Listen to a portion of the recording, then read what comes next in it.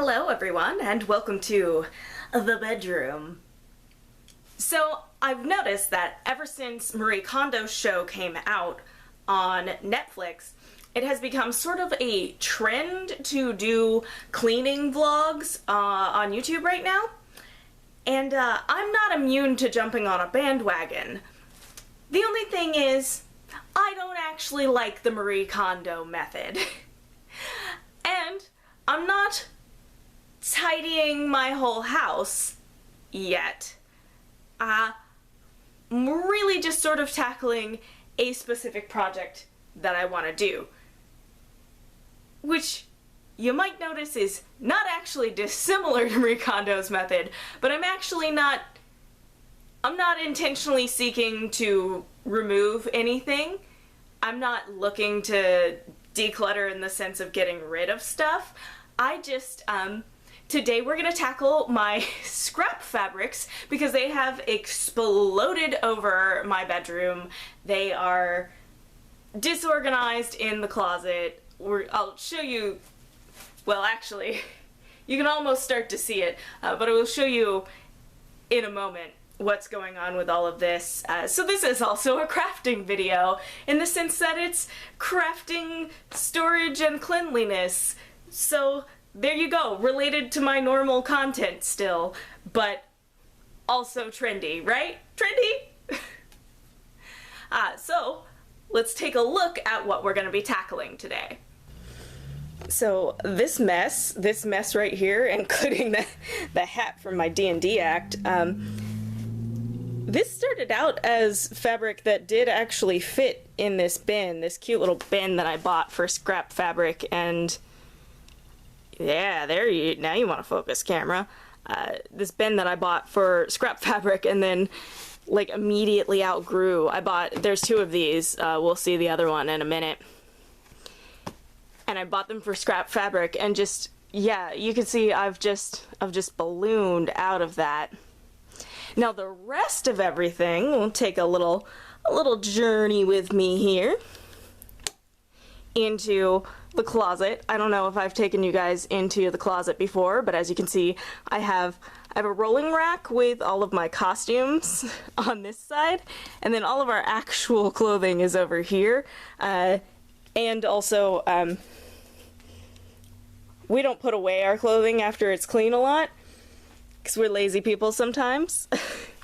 But yeah, just travel.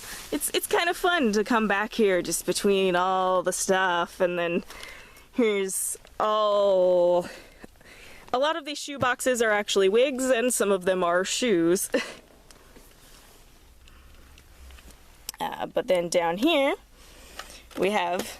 There's some fabric hanging out in this bin here, but most of it is actually underneath there. I just gotta dig down to it. And this bin down here is where, and there is no light in here really, so you won't really see this until later. But this is where all the rest of my scrap fabric lives, and it's just currently like just all shoved in there. And what I'd like to do is kind of try to see if I can organize it. So what I'm gonna do is I'm gonna pull this out. We're gonna go to another scene where I'm got this all pulled out, and we're gonna try to get it all. It's just all gonna go in this bin, and hopefully that works for me. So we are out here because there is better light, and it's generally much cooler out here in the living room than it is in the bedroom, and that's a big factor for me. I'm sure we're all tired of me talking about how I live in Florida, but I'm gonna mention it again. I live in Florida. It's hot right now. So my general idea of like how I'm gonna try to start tackling this, and this is a lot actually. Don't really think about how much it is until you look at it all just filling a whole bin. But I'm gonna try to sort of organize into types of fabric and then sizes of scrap maybe. I used to have these sort of organized by like big scraps and small scraps, but not really by type of fabric. I think maybe if I can sort of start to, it's all gonna go in the same bin, but if I can start to group types of fabric, it might help. Because I don't really have the money for like separate boxes for each like color or something, which would be ideal. It's still gonna involve an amount of digging, but I'm gonna try to make it organized digging. I feel like in a month it's not gonna be organized anymore, but at least I tried. At least I will have tried. Oh, first of all, got this bag of stuffing. I'm gonna just throw that to the side. I'm about to just be in piles of fabric and stuff, so whatever. I got some interfacing. I keep scraps of interfacing, and I don't necessarily always use them, but I always think, but maybe I can. I probably sometimes keep scraps that are like really too small to do anything with. But I keep them anyway because sometimes I do really tiny projects. So just like, I don't know when I'm gonna need this. Which is what every seamstress and quilter does. We all do this. We all do this to ourselves. Like, what am I gonna fit on there? Well, maybe a hexagon. Am I really gonna make a satin hexagon for quilting? Probably not. But I don't know. Maybe I'll want it. Maybe I will. Maybe I'll, for some reason, want... Actually, this is a pretty good size square. Pretty good size square of satin there. Some cotton. A lot of this right on the top is actually from my recent Sailor Moon costume, because that's what I was working on most recently, so the scraps of that are what are on the top of the bin. Imagine that. I like to try to fold my scraps into some semblance of like nice neat little package, but that's definitely not really gonna happen. Like this is folded up. This is a pretty decent sized chunk of fabric, just with a lot of bites taken out of it. Tiny scraps. Yeah. Keep them tiny scraps. Right? Like, there's just barely enough there for something, so I'm gonna keep it. I am gonna put this, I have a box with some fabrics specifically put aside for quilted, like, hexagons. Just to show you what I'm talking about, I have a couple of lovely boxes. I sometimes, and I haven't done it in a while, but I'm gonna pretend that I'm gonna do it again. I sometimes do English paper piecing, which is when you use the paper and you like fold your stuff around it. Okay, come on. And do things like this. Did not mean to show you the gator one necessarily. Little flamingos. I do these. I do the stars and the hexagons, and I haven't really done a lot of other shapes, but they're just a little like sort of really zen-inducing hand quilting technique that I like to do, but only for small projects, not for large projects. Although eventually, if I have enough small pieces, they'll just become a large project if I just keep adding them onto each other. But I have a bunch of scraps kept in this box that are, the idea is they are specifically set aside to be part of the collection of these objects. Part of this potential future quilting. Although I should really see if there's enough of this flamingo fabric to make a bow. There probably isn't. Yeah, there isn't. That's why it's in here. And the scraps can be, and the scraps in here are both for the diamonds and the hexagons, but I'm going to show you the hexagon box, because the hexagons actually live in a different box. The hexagons live in this box, And these are actually, the idea is just I have all my templates. I have some bigger ones, but I've never actually made any of the bigger ones. I just, I learned how, well, not learn, when I got my Cricut, like, this was one of the first things I did was, like, cut a whole bunch more of these, because it's amazing to not have to cut them by hand. Whew! It's amazing. And, I frequently end up needing a lot of them because, the idea of this box is that I just go through and just make these with no plan, necessarily, and just, you just make them and keep them stored away until you decide to use them. I have, this is some stretch pleather that I use to make my boots for my Sailor Moon act. Like I said, that's what's on top right now. Ooh. That's fun. Nice little knit fabric here. Yeah. Why did I keep a scrap this small? Probably don't need a scrap that small. You could probably throw that away. Or just onto the floor. You know, c'est la whatever. Strips of yellow cotton. Just little strips, because maybe I'll need a strip. Who knows? Crafters are the only thing worse than a doomsday prepper. I can't let go of anything, because I just go, but I'm gonna need it. The day will come when I need it. Why do I keep little pieces like this? Here I was, all like, oh, well, I'm not looking to throw anything out today, and I've already thrown 2 pieces on the floor with extreme prejudice against how I kept super tiny pieces, and I'm trying to, like, figure out what my rationalization was when I did that. Why did I do that?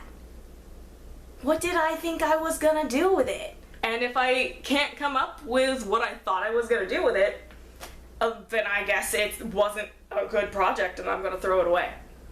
I hate to throw fabric out. I hate it. I got some faux suede scraps that I've had for like 4 years. We're gonna get into some stuff I've had for a long time. This actually needs to go in a special area because this is fabric that I'm using to make some of the flowers for my wedding with. Now I'm like questioning my organization system because I'm like, wait, all that white satin from before, I should probably also put in with my wedding pile. Because you never know when you need white satin. I have like 2 months to to get stuff done for my wedding, so you know, we'll see what happens. Just do that. That's not very nice or neat, but that's what we're gonna do with it. Oh, there's leopard ears in here. They came with the tail that I used for my Jessie and the Pussycats act, but I used different ears because I don't like these ones because they're like plastic.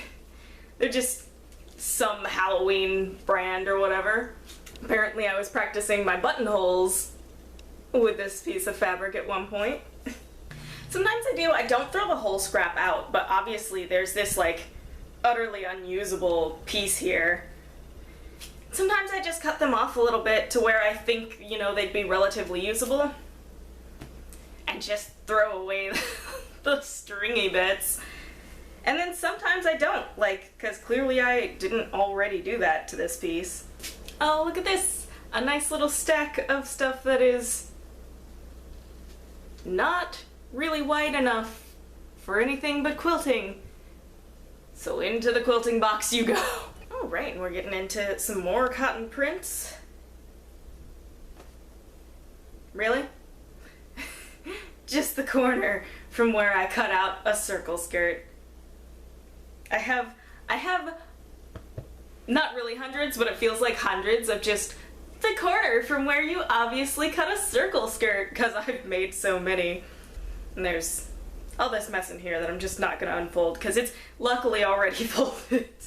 I'm gonna actually place those separately from the solid cottons. So just think that'll be better. Like to do solids and then prints. Oh.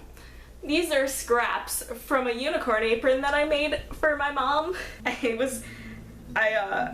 talked about for like an entire year before I actually did it, making her an apron. And I went to her and I was like, all right, I'm finally gonna make the apron.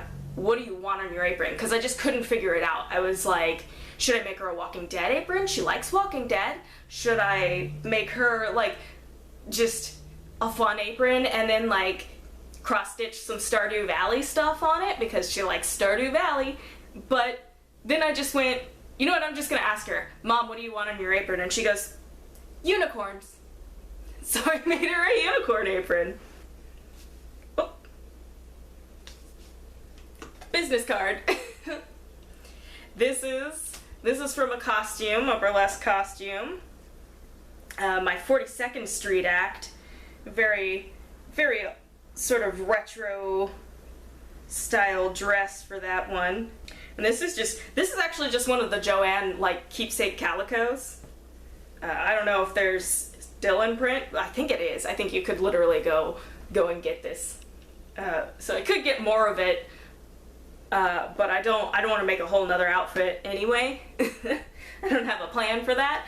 So I just have all of these scraps and I just need to figure out what they're big enough to make from it. That's a good side effect / benefit to going through and reorganizing your stuff, because it reminds you, like especially your crafting stuff, it reminds you what you have, and you can then, you know, we all have the mental checklist.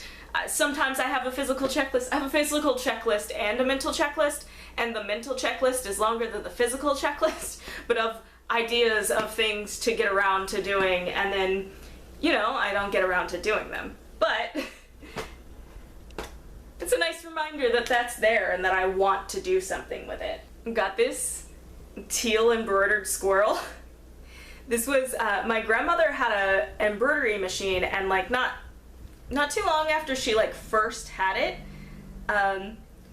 I was at her house and we sat down and I was like, let's make something. She's like, yeah, what do you want to make? And I was like, this squirrel, but make it in teal. And she laughed at me a little bit, but she did it. She's like, that's weird, but okay, teal squirrel. And I've just kept it, and I've never done a project with it. So I just have this square of fabric that has been with me for years. And now it's just it's a really sweet reminder of her, and apparently it was in my scrap bin. I'm gonna put that somewhere just a little specialer. I've got these scraps of this zebra performance stretch. These are actually, I worked somewhere that was getting rid of a ton of stuff, and instead of throwing it out, we were given the opportunity to take some of it home. And this was among that, and I thought to myself, I don't know if I need zebra panties, but I could make zebra panties with this for an act. I have no plans for a zebra act, but I'm like, but I could do it, so fine, I'll take it. Muslin scraps. I'm gonna put them next to the cotton, but technically a different pile. Because while muslin is cotton, it does have different textures and different purposes. So it goes in a different pile for me. Oh. These are cuffs that I guess oh, I made them wrong. They were like the wrong size or something. But they were cuffs from my House Moving Castle act. And I just couldn't bear to throw them out, but they already have interfacing on one side and it's already been sewn together. But it's usable. I was just too lazy to rip the seams. I just picked it up and I was like, this is really thick cotton. And then I went, oh, it's sewn together. This is the lining I cut out of a petticoat because I wanted the tulle to be see-through, and I forgot all about it. I have no idea what I'm gonna use this like really thin lining for. Ooh, but I'm gonna keep it, of course. This is why I said I wasn't looking to throw anything out, because I knew I wasn't really gonna. I'm not gonna get rid of stuff. Every time I get rid of something, I need it like 10 days later. Oh, hey. Pantyhose I have cut the legs off to make thigh highs out of. That goes with the lining that I cut out. That is a lining fabric. Nice and thin and flowy. Oh, hey. And that's where the fold used to be because the cuts line up exactly.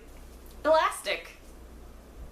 That's going on a special pile because that's going somewhere else. I have a bag full of elastic, and that's where this should go. I must have just been too lazy to get it to there after the project I used this on. Now, you might say to me, Labrina, aren't these scraps just too small to do anything with? Well, I would say, hush, because this is, and I'm not getting a good image of this on camera, and that's bothersome. This is like my favorite fabric ever. It's this nice faux suede in purple with gold foil floral on it that I made this amazing hooded corset out of. But they don't make this fabric anymore, so I can never have any more of it, and that gives me anxiety. There is a lot of this pink. Gotta come up with something pink. Hello. My kitty cat is down here, rubbing on my legs. Oh, she's rubbing on the tripod. She's rubbing on you guys too. Allie says hello. Oh, I know where the rest of this is. There's like a square of this in my, I do have special boxes for all my fat quarters. There's like a fat quarter of this, but then there was also a bunch of scraps like this.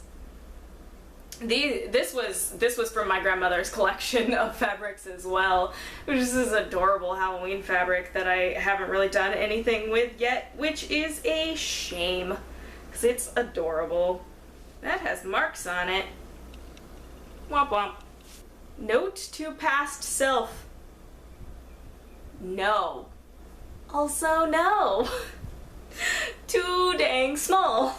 Check it. I'm just like pulling these just tiny useless pieces. Oh. Sometimes it's very silly what I find when I go through the scrap bucket.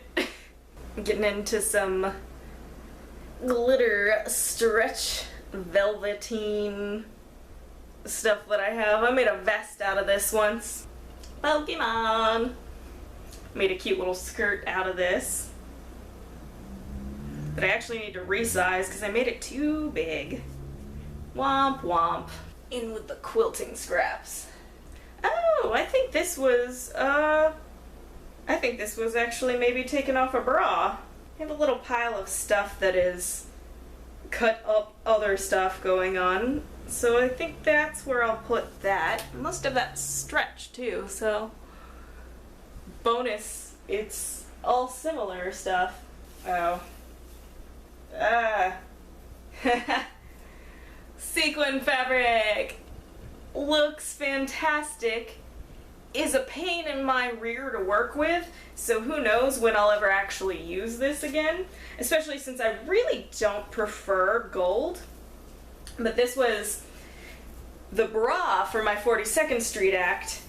I covered with gold sequins because gold and money go together, and the largest portion of that act is we're in the money.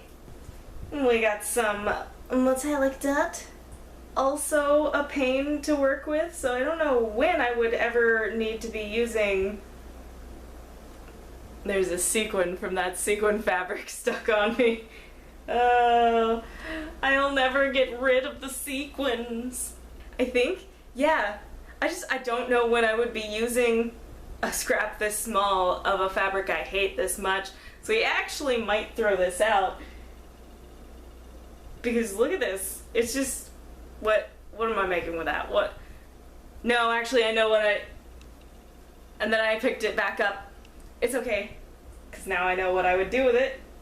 And some heavy black satin. This black satin I used to make a shirt that I wore to the medieval fair. And it's hot and gross, and I haven't ever worn it again. Because it looks nice. Oh, it looked so nice. But I fought in it, and so we have our fair in, like, it's the end of January and the start of February. First weekend of February, last weekend of January. Because it's hot. And so the earlier in the season we have it, the better. But there's usually like a really cold day, a rainy day, and a really hot day. And everything else is somewhere between all of those. So it was okay on the coldish days, so long as it wasn't windy. When it was windy and cold, not much protection from the wind. But on the hot day, it was hot. And then we went to Camelot days in November, and I wore November before our fair happened in February, but I had already made my costume, so I wore my costume, and it was just a disgustingly hot November that year. I remember what day it was because we were at that fair on November 15th, which is my birthday. It was a very fun, exciting time for me, but I was dying of heat. Get some Marvel cotton that is very, very wrinkled up. Oh joy. There's still some pretty usable chunks of this. I can see why this got all discombobulated. Put that over there with the prints. This is a fabric that I adore. This is by Robert Kaufman, and I have had this fabric at different points in time in both this aqua color and also the gray. There's the same foxes printed on a gray background, and I adore them. The little fox with the monocle is just the best. The mustache is pretty hilarious too. The little monocle. I don't know what face I was making there, but it was a face for sure.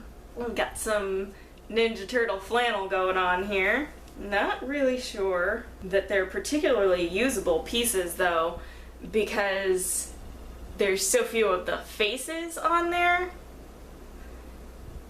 And like, this one's face is so close to the top that it's not, depending on what I use it for, it's not very usable. But I'm gonna keep it anyway, because I am like that. Some of this loud, bright pink leopard print. I've made a few things out of this, including some pasties and several bows, all of which I believe I sold. So I am not the only person who likes this. These are scraps from my Aladdin costume. That's what I made the vest out of. I got this strong, it's not got a lot of stretch, but it actually has some give to it. But it's not really a stretch fabric. Don't remember. It was part of an apparel collection. I don't remember exactly what kind of fabric it is. Produced exclusively for Joann. They had some kind of fall apparel collection at one point in time, and this was in it.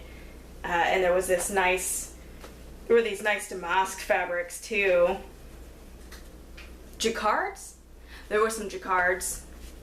they had these really, really nice fabrics for a while, and I just feel like they don't have that level of fabrics anymore, which is a little bit sad, but I still have some of this left. I don't at all know what to do with it, but I have it. Oh, and way down here, this is really old fabric. This Little Mermaid fabric, I made my, like, the very first thing I ever sewed all by myself was a corset, and it's a corset with this Little Mermaid fabric, and that was when I was in, like, high school, so this is going on more than 10 years old. This is very old fabric, and I will not part with it, because actually this is a decent sized chunk of it.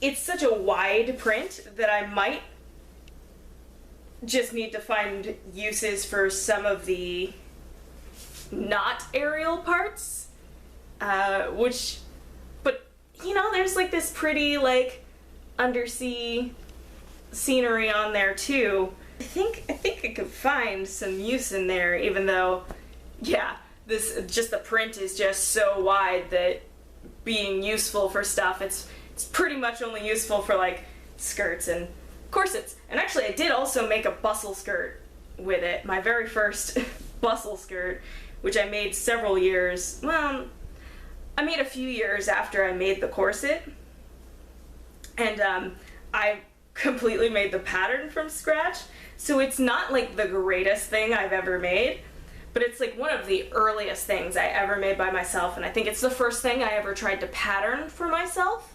So it actually, I'm proud of it anyway, because it's where I started. You gotta be proud that you did start it all, instead of getting bogged down and being like, ugh, that's so bad and I'm so much better now. Like, no, like be proud that you started. At this rate, we are not gonna finish this video today. I'm gonna go get some tea.